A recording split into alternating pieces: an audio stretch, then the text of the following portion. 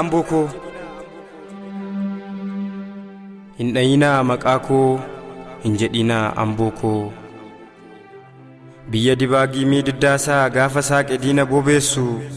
daaressee samiin bittimsee jiraaf du'aan balleessu birmatee waliif gaachanoomee biyya garagaltoo roorrootti roorrisu ormatti roorrisaa booji'ee mimmaan dhiigaa boossisu jettanii wal harkaa fuutanii gamaa gamanaan awwaaminaa wareegamuun koo barootaa erga naan taanee guddinaa erga daandii fi dirreen koo gataa kosiin tokko ta'ee ajaan namaaf gamsiisnaan funyaan duuchee namni narra yaa'ee eddan balfaaf bobbaan xiraa'ee jaan argaafuu fokkisee kosiin kuusamee baay'annaan narrattuu biqilee bakkisee ergan qulloofne deemsi koo ergan bareenne daandiin koo Hindayina Makako Hinjedina Amboko beektanii waa'ee faaniin nan dhiqinaa yeroof na ho'istanii booda narraan siqinaa qobbii barootaa jalaas na hambisaa